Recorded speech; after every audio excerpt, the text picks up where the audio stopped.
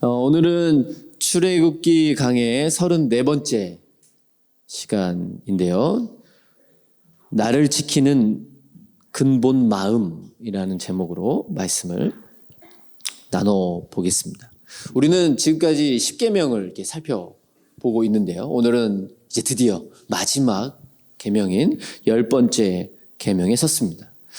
1부터 4계명까지는 하나님과 인간 간의 관계 속에서 인간이 하나님 앞에 어떻게 반응해야 되는가, 어떤 마음, 어떤 생각, 어떤 태도로 하나님 앞에 서야 하는지를 말씀하셨던 하나님의 계명이었죠. 5부터 오늘 마지막 살펴보게 될 10번째 계명은 인간과 인간 사이에 하나님께서 우리에게 주신 이렇게 살아야 한다, 이런 마음으로, 이런 태도로 살아야 함을 말씀해 주신 하나님의 말씀이었습니다. 자, 그러면 오늘 10번째 계명의 주요 내용은 이것이죠. 내 이웃의 집을 탐내지 말라. 내 이웃의 집을 탐내지 말라. 오늘 본문에서 말한 집, 남의 집 보면서 탐나죠.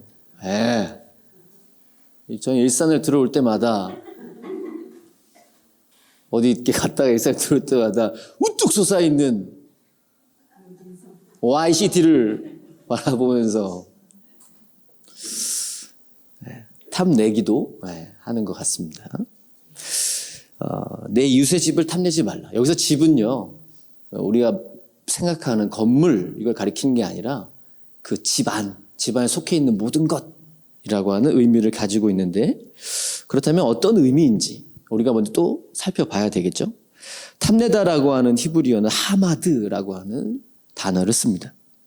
이 하마드라는 단어의 원래 의미는요, 특별히 자기 유익을 위하여 어떤 사람이나 어떤 물건을 원하다, 열망하다, 탐내다 라고 하는 뜻을 가지고 있습니다. 자신의 유익을 위해서 어떤 사람이나 물건을 원하는 것, 탐내는 것, 열망하는 것, 그런 의미를 갖고 있는 것이 오늘 탐내다라고 번역된 하마드라고 하는 히브리어라는 겁니다. 오늘 10계명은요, 우리가 쉽게 생각하면, 그냥 일반적으로 생각하면 내 이웃의 집을 탐내지 말아라. 남의 집에 있는 소유를 뭔가 가져보려고 하고 빼앗으려고 하지 말아라, 이런 뜻으로 이해한다면 하나님은 중언부언 하시는 분이에요. 뭔가 이렇게 반복하는 분이죠, 쓸데없이. 왜냐하면 우리는 이미 간음하지 말라, 도둑질하지 말라, 앞서 나온 계명을 살펴봤습니다. 하나님의 말씀을 봤어요. 근데 여기서 또 뭔가 또 연관되어 있는 것 같은 계명을 또 보는 거죠. 나보다도 지혜가 없나 하나님? 나보다도 이렇게 똑같은 얘기를 또 하고자 하는 하나님, 그분이신가? 아닌 거 다 아시죠? 그렇다면 10번째 계명의 이 탐내다라고 하는 것은 본질적으로 어떤 의미를 가지고 있는가? 우리가 살펴봤던 살인하지 말라, 간음하지 말라, 또 도둑질하지 말라라고 하는 이 계명은 외적 행위의 금지를 말하는 것에 집중되어 있다면, 10번째 계명의 이 탐내다라고 하는 것은 우리의 안으로, 우리의 내면의 속성을 금지시키고 있는 하나님의 계명으로 볼 수 있습니다. 다시 말하면 우리의 마음에서 일어나고 있는 탐욕, 욕심, 욕망, 이것에 대한 하나님의 금지를 담고 있는 계명이라는 겁니다. 이 탐욕이라고 하는 것은 언제든지 또한 행동으로 나타날 수 있는 마음속의 욕망을 뜻합니다. 그렇기 때문에요, 이 10계명은 어찌 보면 5계명부터 구계명을 아우르는 기본 토대라고도 설명할 수 있을 것 같아요. 자, 그러면 우리가 한번 생각해 봐야 될 것이 이것인데요. 우리 안에 일어나는 탐심, 그걸 왜 제어해야 하나요? 탐내지 말아라 라고 하나님이 말씀하셨는데, 제가 서두에 말씀드렸던 것처럼 제가 일산 들어올 때마다 생기는 마음인데 그걸 왜 제어해야 하죠? 우리는 두 사건을 한번 살펴보고자 합니다. 첫 번째는 에덴 동산에서 있었던 일입니다. 뱀의 유혹을 받은 하와가 선악과를 보는 순간 어떤 마음이 들었다라고 성경은 기록하고 있나요? 먹음직도 하고 보암직도 하고, 여기가 중요합니다. 지혜롭게 할 만큼 탐스럽기도 한 나무였다 라고 고백하죠. 여기서 이 탐스럽다 라고 번역된 여기에 하마드가 사용됐습니다. 그런데 이 선악과를 봤을 때 하와에게 일어났던, 또 그와 함께한 아담에게 일어났던 그 탐스럽게 할 만큼 탐스럽게 보였던 그 탐욕이라고 하는 것이 결국 무엇으로 이어졌습니까? 죄로 이어졌고 우리에게 영원한 사망이 들어왔죠. 그러니까 이 탐욕의 결과가 우리가 쉽게 생각할 그 어떤 것은 아니라는 거죠. 우리 탐욕의 이 작은 그것에 발전된 결과는 죄고, 또 그것을 통해서 사망이 우리 안에 들어올 수 있다는 겁니다. 너무 먼 얘기 아닙니까? 그래서 조금은 가까운 얘기를 한번 또 해보겠습니다. 두 번째 이야기는 어떤 얘기냐면, 이스라엘 백성들이 여리고 전쟁에서 승리한 이후에 일어났던 일이죠. 중요한 한 인물이 등장합니다. 누구죠? 아간이라고 하는 사람입니다. 여리고 전쟁을 승리한 이후에 아간이 죄를 저질렀습니다. 이 전리품 중에 몇 가지를 숨겼어요. 근데 성경의 기록에 보면 이렇게 말하는데요. 내가 노력한 물건 중에 시날산의 아름다운 외투 한 벌과 은 200세겔과 그 무게가 50세겔 되는 금덩이 하나를 보고 탐내어 가졌나이다. 보소서, 이제 그 물건들을 내 장막 가운데 땅속에 감추었는데 은은 그 밑에 있나이다 하더라. 여호수아 7장 21절 말씀에 보고 탐냄으로 아간이 숨겼다라고 본인의 입으로 고백하는 것을 성경은 기록해요. 그가 순간 가졌던 탐욕, 그것으로 인해서 하나님이 취하지 말라고 한 것을 취했고, 그것으로 인해서 이스라엘 백성에게 어떤 일이 벌어졌어요? 상대적으로 쉬운 전투인 아이성 싸움에서 지게 되는 일이 벌어지죠. 그리고 이 탐심의 결과, 하나님께 불순종함으로 죄를 지은 아간과 그의 가정은 하나님께 진멸을 당합니다. 이 탐심이라고 하는 것, 탐욕이라고 하는 것, 이 작은 마음, 우리 안에 자연스럽게 일어나는 작은 마음이라고 생각할 수 있지만, 이것의 결국, 이것의 열매가 우리에게 그렇게 작게 여겨질 수 있는 그 어떤 것은 아니라고 하는 겁니다. 탐심이 발동하면 하나님께 불순종할 가능성이 매우 높아지고, 그것으로 인하여 우리는 죄 가운데 나아갈 수 있으며 우리의 영혼을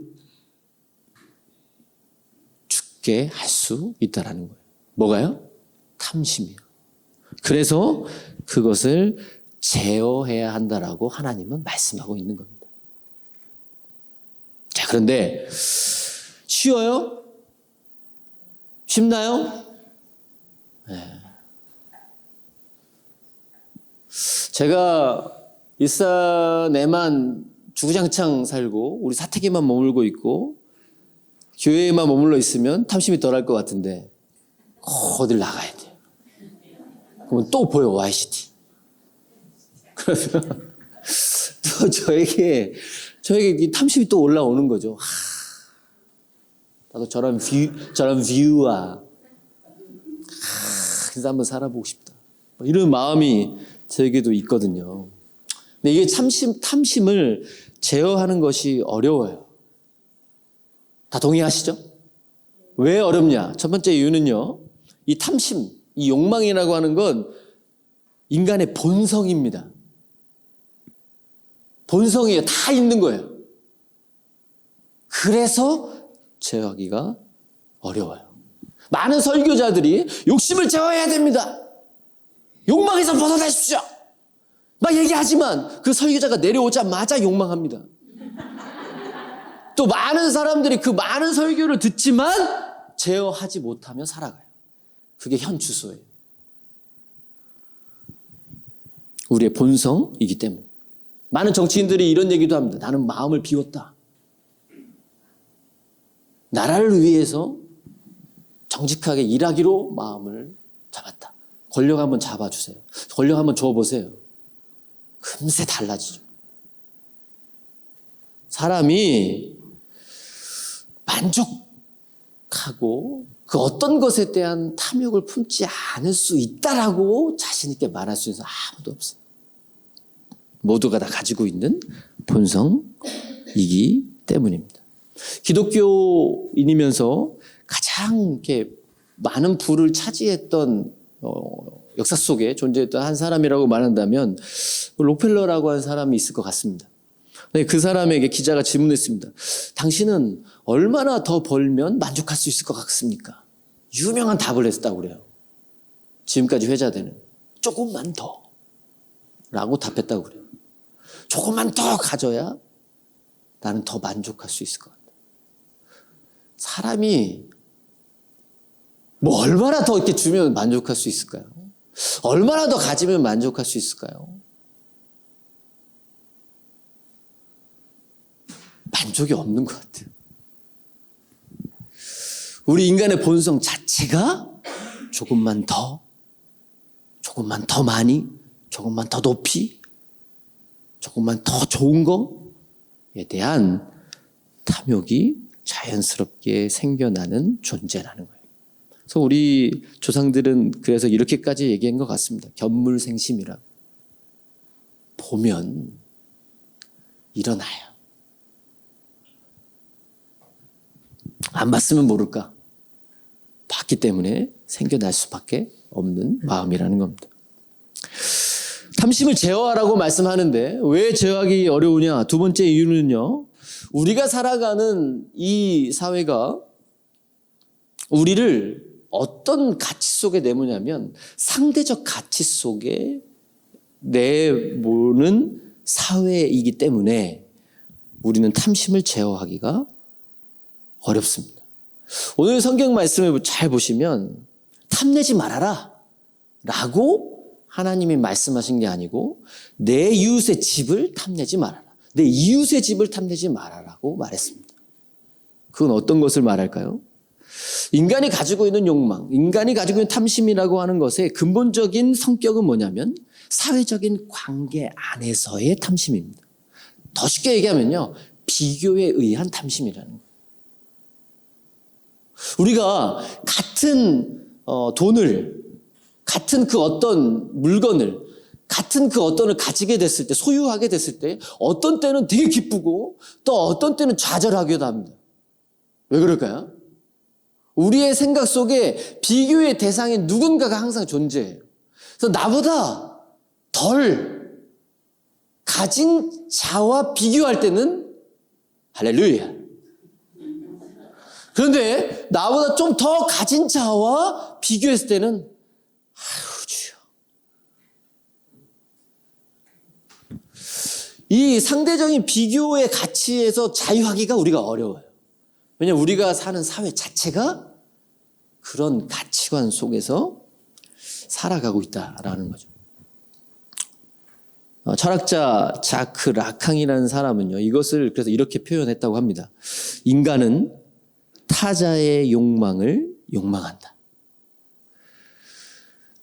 나 혼자 있을 때 탐심 안 생깁니다. 네? 누군가와 함께 살기 때문에 생기는 감정, 욕구라는 거예요. 혼자 사는데 혼자 사는 사회에서 내가 왜 페라리 차가 필요하고 나에게 왜 벤틀리가 필요합니까? 자전거 하나면 충분해요.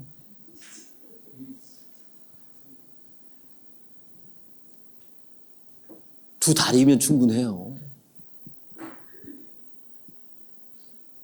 경제가 발전하면서 나보다 더 빠른 수단 누군가 가지고 있어요. 나보다 더 멋져 보이는 누군가가 뭔가를 더 가지고 있어요. 그걸 보아하니 나도 좀 이런 생각이 든다는 거죠. 제가 처음으로 우리 가정에 에마로 탔었던 K 자동차 회사에 경차 아침을 탔었는데요. 그게 처음 저에게 우리 가정에 주어졌을 때 감사합니다 주님 할렐루야. 제게 아침을 허락하시는군요. 날마다 밤으로 살았는데 너무 감사했어요. 올만족. 우리가 대중교통이 아닌 이것을 타고 이동할 수 있다는 것에 너무 와 신세계야 이런 생각했는데 저와 함께하는 이 가난한 목회자들 중에 어떤 애가 말도 안 되는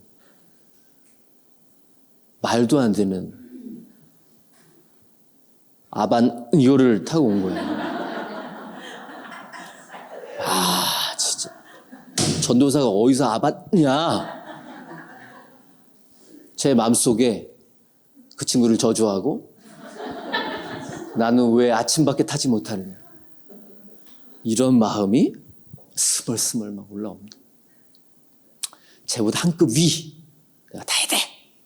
이런 또 쌀데기 없는 마음이 이상하죠.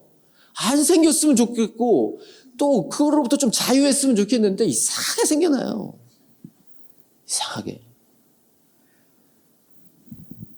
우리가 절대적인 어떤 물질의 가치 때문에 비교되고 뭔가 하는 것 같지만 가장 중요한 가치는 뭐냐면 내가 쟤보다 더 나은 걸 가졌고 제가 나랑 함께하는 저 사람보다 괜찮은 그 어떤 거를 가졌다는 것으로부터 타인에게 인정받기를 원하는 우리의 이 간사한 마음의 욕구가 있다는 겁니다.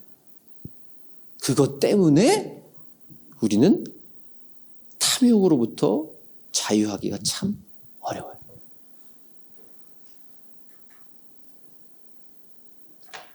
우리가 이런 말 하죠. early adopter라고. 그런 분들 있어요. 뭔가 특히 전자제품 같은 거. 또 이런 거 최신 기계 나오자마자 싹 이렇게 하시는 분들. 우리 사과 그 좀 깨물어 있는 그 회사에 이 핸드폰 나올 때마다 밤새 줄을 서가지고 1호로 이게 무슨 의미죠? 근데 막 TV도 그걸 조장하는 거 뉴스에서 그걸 막 인터뷰해요. 이거 기분이 어떠십니까? 뭘 기분이 어떻게 밤새 졸립지.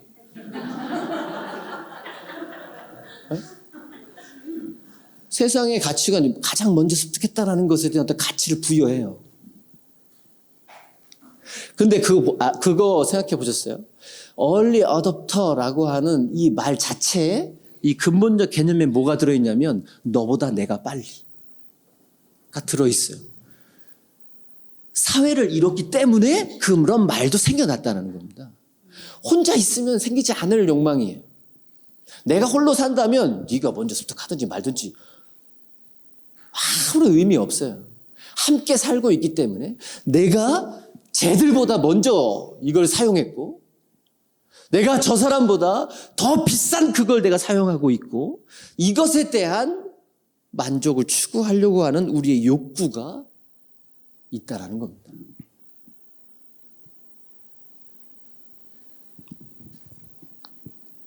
그리스도인이라고 다릅니까? 그리스도인은 다 다릅니까? 이런 세상의 가치와 우리는 다 자유합니까? 그렇지 않은 게 사실이라는 거예요.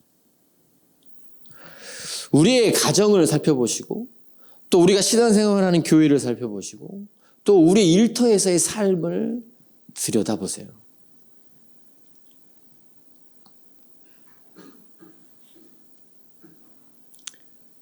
다른 가정의 자녀가 월반을 하고 또는 빨리 취업을 하고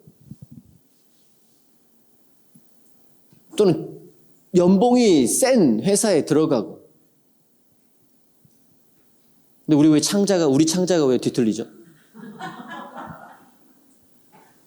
네?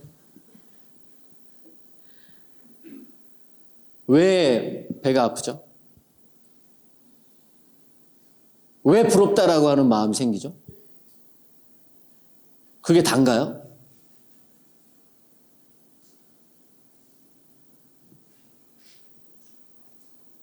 쟤는 왜 내 자녀보다 더 빠르냐? 쟤는 왜 내 자녀보다 더 센 연봉을 받는 직장에 들어가느냐? 쟤는 왜 내 자녀보다 더 좋은 상위권 대학을 들어가느냐? 이 마음으로부터 출발하는 겁니다. 오늘날 우리 사회가 그렇습니다. 기독교인들은 다 다릅니까? 그런 마음 가지신 적 한 번도 없으세요?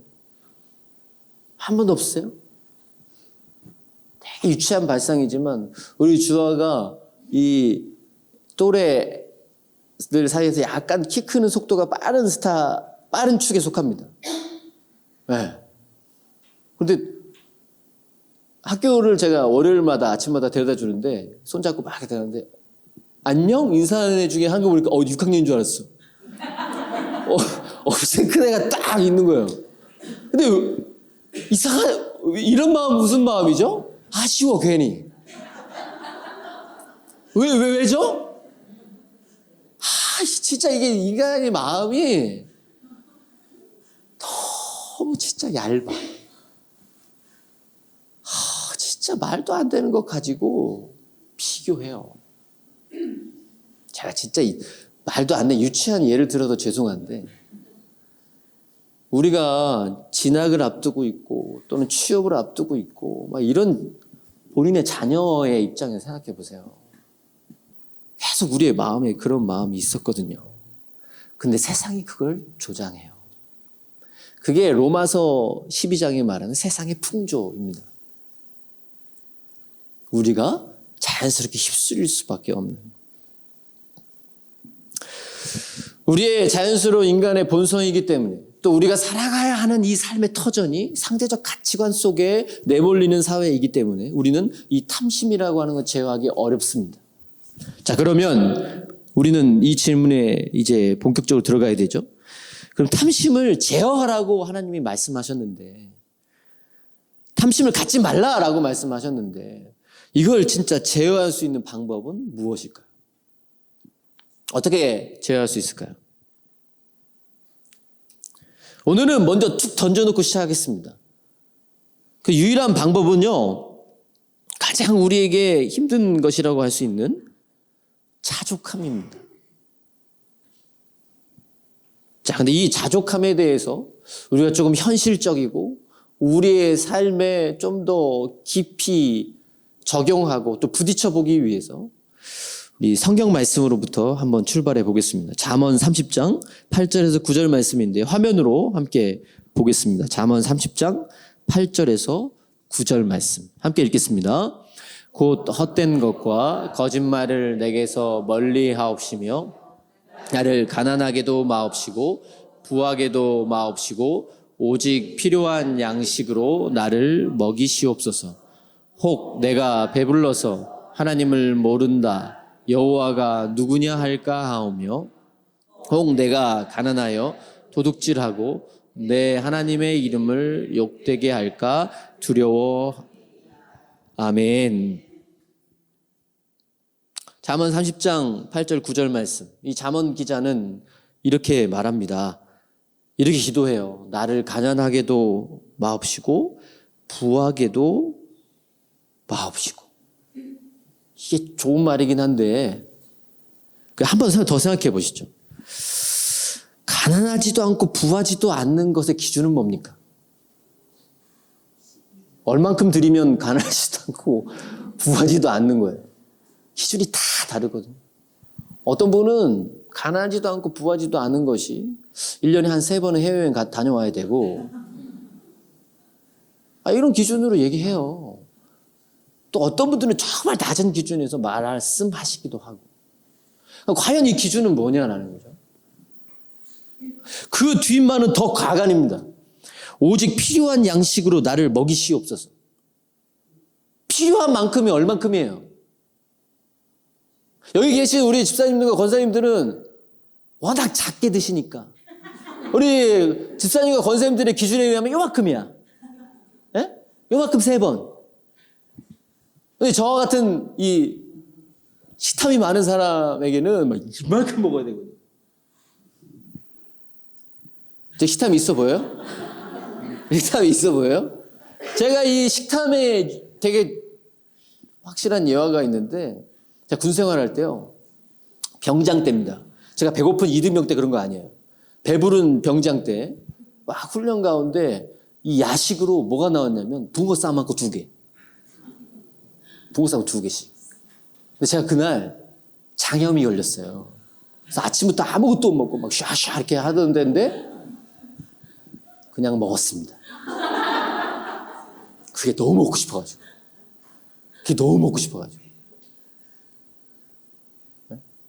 얼마만큼이 필요한 만큼이죠? 필요한 양식, 얼마만큼 먹여주면, 충분합니다. 이렇게 말할 수 있을까요? 기준이 없다라고 하는 게 우리를 또 헷갈리게 합니다. 이스라엘 백성들에게 이 필요한 양식이라고 하는 개념이 잘 녹아들어 있는 사건으로 볼 수 있는 성경의 기록은요. 40년 광야 가운데 하나님이 내려주신 만나 사건을 이야기할 수 있습니다.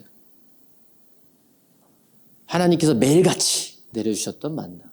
안식일 전에는 안식일에 거둘 양까지 2배로 거두게 하셨던 그 만나. 그걸 먹음으로 이스라엘 백성들은 광야 생활 가운데 생명을 유지할 수 있었습니다. 그들은 살 수 있었어요. 근데 신약 이후의 시대를 살아가는 우리에게 하늘에서 만나 내려온다면 드시겠습니까? 미세먼지 때문에 안 먹겠습니다. 하나님이 오늘날도 그렇게 일하신다면 안 받아 먹겠어요. 오늘 우리에게 만나는 뭐냐는 거예요. 그럼. 이스라엘 백성들에게 필요한 만큼만 거두게 하시고 그들의 하루하루의 삶을 만족해 하시며 그들을 살리셨던 이 만나와 같은 것은 오늘 우리의 삶에 무엇이냐는 거예요. 뭐죠? 얼마만큼이죠? 요한복음 6장에 보면 이것에 대한 예수님의 해석이 나옵니다. 이스라엘 백성들이 예수님에게 이렇게 질문해요. 우리 조상들에게 하나님이 하늘에서 내려주시는 그 만나라고 하는 양식을 그들을 먹이심으로 그들을 살리셨고 또 그들의 삶을 유지케 하셨는데 우리에게도 그 양식을 주십시오. 예수님이 뭐라고 답하셨을까요?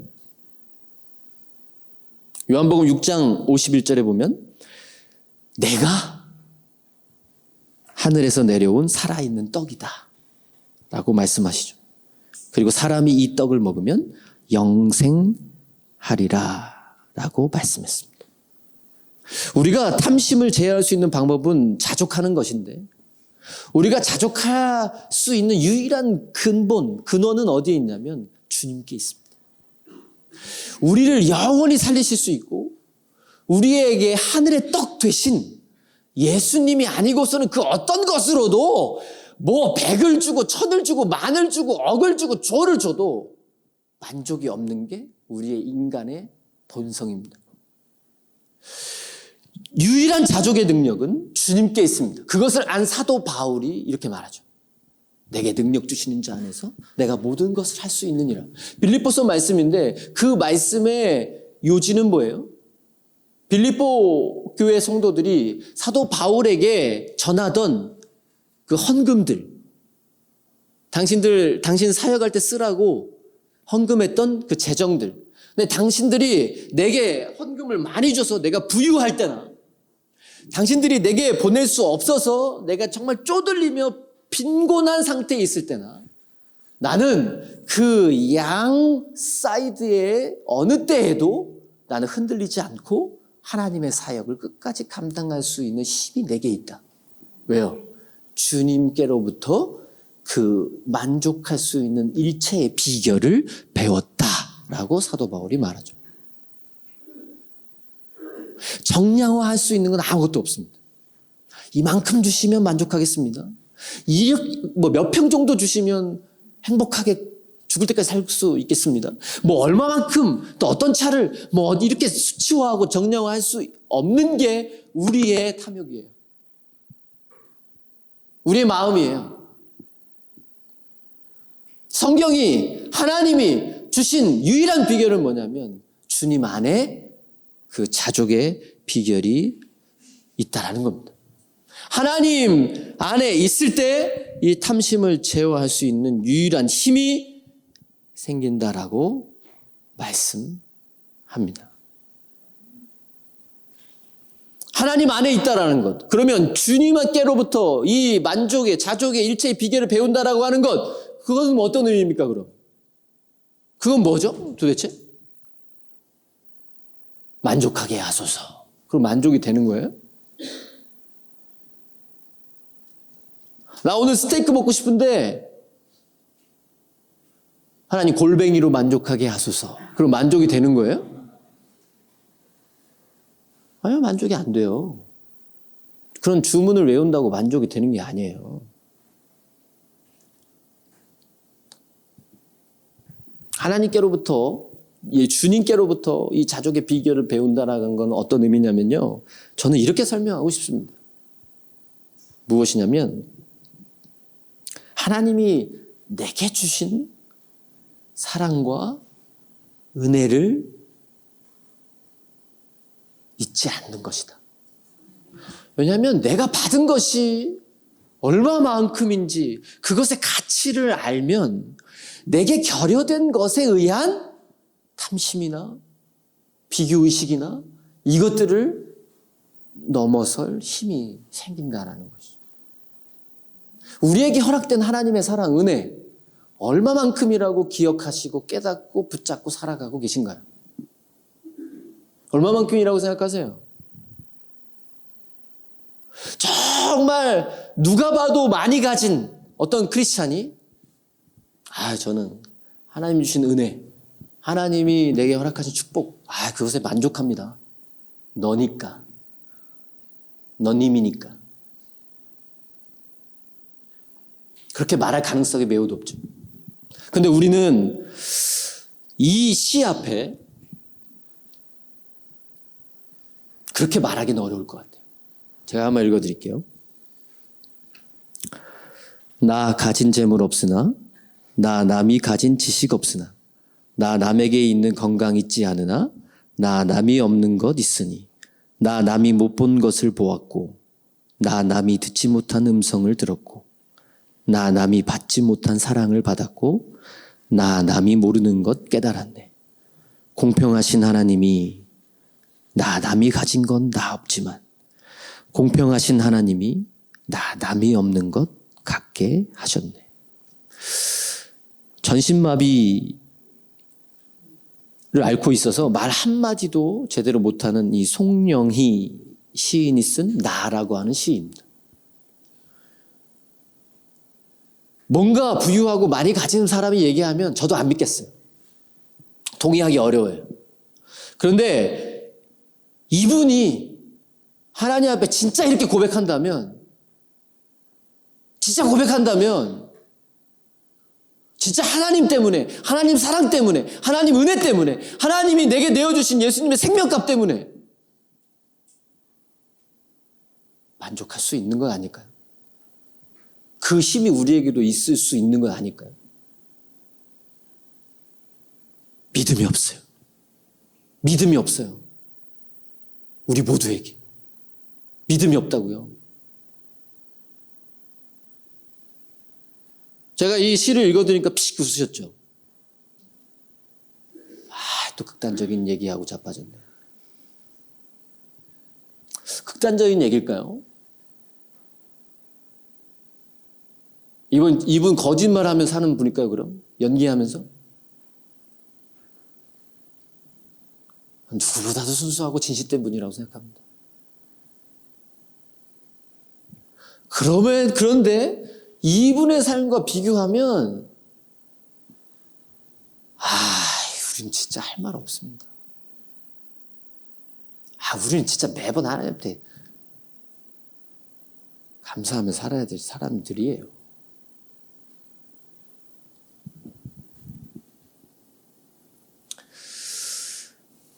하나님의 사랑, 하나님이 내게 주신 은혜, 그거 날마다 생각하시고 묵상하시고 또 그것의 의미가 진짜 내게 진짜로 그 믿음이 있으실 수 있기를 예수님의 이름으로 축복합니다.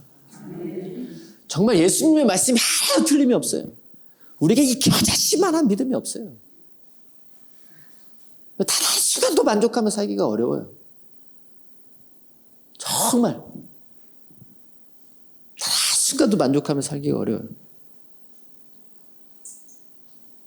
우리는 지금까지 하나님이 주신 10가지 말씀, 이 십계명을 살펴봤습니다.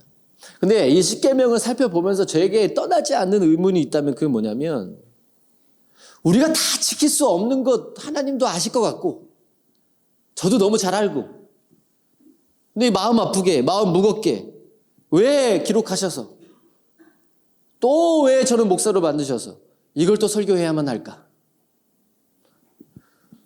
왜 괜히 성도님들 우리 집사님 권사님들 마음 힘들게만 만들까? 그런 생각이 떠나지 않습니다. 기독교의 중요한 신앙 고백서 가운데 하나인 하이델베르그 대요리 문답이라는 게 있습니다. 이것의 한 문답을 소개해드리면 제 115문인데요. 이 세상에서는 아무도 십계명을 완전히 지킬 수 없는데 하나님께서는 왜 그토록 십계명을 설교하게 하십니까? 라고 하는 이 기독교인 전체의 물음을 이제 한 거예요. 그것에 대한 성경적 답을 정리한 것이죠. 기독교 신학자들이 또 종교 지도자들이. 첫 번째 이유. 평생 동안 우리의 죄악된 본성을 더욱더 알게 되고 그리하여 그리스도 안에서 사죄와 의로움을 더욱더 간절히 추구하도록 하기 위함이다. 다 지킬 수 없는 거 하나님도 아실 것 같습니다. 저도 그렇다고 봅니다. 근데 왜 우리가 또 직면해야 되고 또 바라봐야 하는가? 하나님의 이 작은 하나의 말씀조차도 지킬 수 없는 존재가 나임을 깨달으라는 거예요. 그러면서 하나님의 은혜에 더 기대고 하나님의 사랑을 더 깨달으라고 하는 하나님의 의도라고 하는 거죠. 두 번째 이유, 이 세상의 삶을 마치고 목적지인 완전에 이를 때까지 하나님의 형상으로 더욱더 변화되기를 끊임없이 노력하고 하나님께 성령의 은혜를 구하게 하기 위함이다. 우리의 힘으로 할 수 없기 때문에 이 세상에서 그리스도의 형상을 끝까지 닮아가려고 하는 노력 속에서 하나님의 성령의 은혜를 구하게 하기 위하여 이 계명 또 이 말씀 그것을 우리가 또 계속해서 붙여야 한다라고 정리하고 있습니다. 참 어렵죠. 근데 또 왜 우리가 부딪혀야 하는가? 왜 또 우리가 이 말씀 가운데 함께 해야 하는가? 저는 이렇게 말하고 싶습니다. 오늘도 하나님 앞에서 겸손하게 살기 위함이다. 또 오늘도 하나님 앞에서 하나님의 은혜를 구하는 자로 살기 위함이다. 오늘도 하나님의 성령의 은혜 안에서 살아가고자 발버둥 치기 위함이다. 우리를 그냥 자연 상태로 내버려 두면 우리는 죄에 빠질 수밖에 없는 존재입니다. 자연 상태에 내버려 두면 탐욕에 탐욕을 불러 하나님으로부터 멀어질 수밖에 없는 존재가 우리입니다. 그러나 이 말씀을 통해서 다시 돌이키는 거예요. 다시 하나님께로 돌이키는 거예요. 다시 은혜로 돌아가는 거예요. 다시 성령을 붙잡는 거예요. 다시 하나님의 사랑을 붙잡는 겁니다. 하나님이 우리를 얼마나 사랑하시는지 이사야서 49장 14절에서 15절 말씀 우리 화면으로 함께 보겠습니다. 함께 읽겠습니다. 오직 시온이 이르기를 여호와께서 나를 버리시며 주께서 나를 잊으셨다 하였거니와 여인이 어찌 그 젖먹는 자식을 잊겠으며 자기 태에서 난 아들을 긍휼히 여기지 않겠느냐. 그들은 혹시 잊을지라도 나는 너를 잊지 아니할 것이라. 아멘. 바벨론에게 멸망당한 유다 백성을 향한 하나님의 약속입니다. 자녀들 키워보신 분들은 다 아시겠지만 정말 이 피덩이 갓 태어난 생명체를 어떻게 어미가 버릴 수 있습니까? 성경도 인정합니다. 사람이 타락하자면 버릴 수도 있다. 우리 오늘 사회에 그런 일이 있어요. 그러나 인간은 그럴지라도 하나님은 절대 버리지 않겠다. 그게 하나님의 약속입니다. 그 사랑을 이미 받은 자들이 우리입니다. 그 사랑 안에 이미 살아가고 있는 사람들이 우리입니다. 그래서 그 사랑을 날마다 기억하는 것, 그것을 붙잡는 것이 너무 중요해요. 그 사랑에서 잠시라도 멀어지면 비교의 늪에 떨어져요. 그 사랑에서 조금 멀어지면 거기서 탐욕이 불일 듯 일어납니다. 그게 우리입니다. 오늘도 하나님이 주신 그 사랑 안에서 자족하며 살아가실 수 있기를 예수님의 이름으로 축복합니다. 아멘. 탐심은 갑자기 일어나는 거예요. 우리가 하나님으로부터 조금 멀어졌을 때 언제라도 갑자기 일어날 수 있는 마음이에요.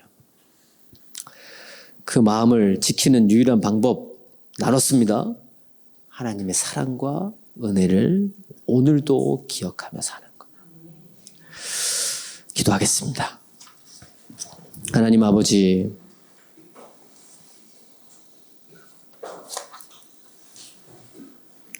나를 지키며 또 믿음을 지키며 오늘을 살아갈 수 있는 근본적인 마음, 바로 탐심을 버리고 자족하는 마음인데 그것은 하나님의 사랑을 오늘도 기억하고 그 사랑 가운데 살아가는 것임을 말씀을 통해 나눴습니다.